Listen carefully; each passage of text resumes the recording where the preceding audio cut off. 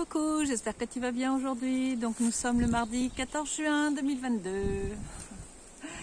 De quoi je vais te parler aujourd'hui? Aujourd'hui c'est la pleine lune.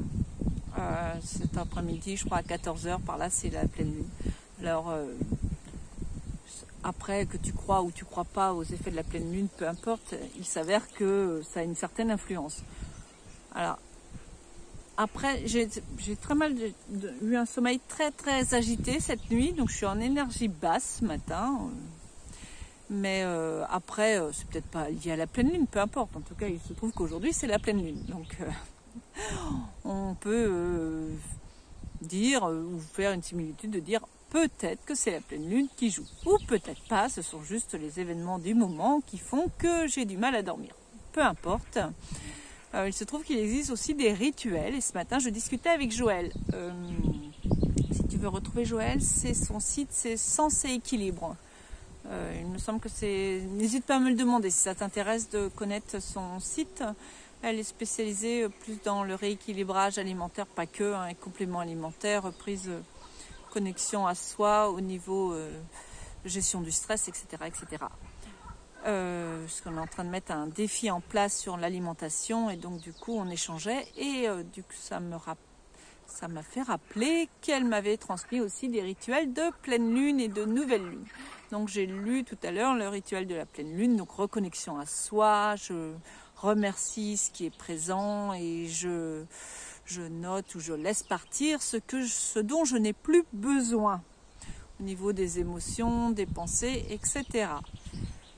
Donc voilà la petite chose dont je voulais te partager. Donc c'est vrai que les rituels, c'est très intéressant. Ce que j'aime bien dans les rituels, en fait, c'est rituel. Donc ça revient assez régulièrement. Et de mettre ça, adosser ça à la lune ou à la pleine lune ou à la nouvelle lune, c'est intéressant puisque du coup, ça peut être un facteur déclencheur, en fait. C'est que tu vois dans l'agenda que c'est la nouvelle lune ou la pleine lune, et tu te dis ah oui, ça a peut-être une influence, donc je pourrais. Et c'est toujours très intéressant de se reconnecter à soi, de se poser en fait pour effectuer certaines choses.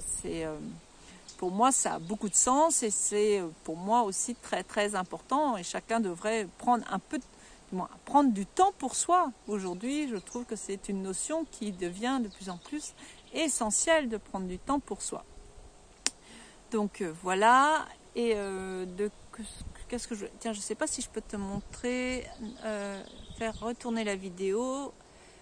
Non, pas sur ce-là. Donc peu importe. Je voulais te montrer la vue que j'avais, c'est magnifique. J'adore. J'ai perdu du coup le fil de mes pensées. Oui, donc les rituels. Pour moi, c'est très important de temps en temps de se poser et de mettre les choses à plat. Et pour moi, ça passe souvent par l'écriture, le crayon, la connexion, ce qui passe en fait de la tête, qui passe par la main et déposé sur du papier. J'aime beaucoup. Ce qui est très intéressant aussi, c'est que quand tu écris comme ça peut rester. J'écris dans des cahiers. Et du coup, quelques temps plus tard, de retomber dessus, de relire ce qu'on a pu noter, j'aime beaucoup parce que on voit aussi l'évolution de nos pensées et voir sur quoi on reste bloqué, qui revient à chaque fois, tu vois. C'est la rumination, pour moi, est quelque chose de très néfaste. Si le mois prochain tu es encore sur la même chose, il faut se poser des questions, soit se faire accompagner, soit passer à autre chose. Mais est-ce que ça sert, est-ce que c'est vraiment utile de toujours redire, refaire, penser la même chose de semaine, de mois, d'année en année? Au bout d'un moment, peut-être qu'il faut prendre aussi des décisions pour avancer vers autre chose, ou alors changer quelque chose dans son existence, dans son mode de pensée, dans sa façon d'être, pour pouvoir évoluer et aller vers quelque chose qui fait plus de sens pour soi, aller vers ce qu'on appelle une meilleure version aussi de soi-même. Voilà ce que je voulais partager. Qu'est-ce que j'avais d'autre à dire? Oui, en ce moment, on sent aussi que les énergies sont assez en mouvance, hein, en fait.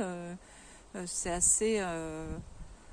c'est en même temps, ça va vite, en même temps, on a l'impression d'une certaine lenteur dans certaines choses. C'est assez extraordinaire, en fait, cette période.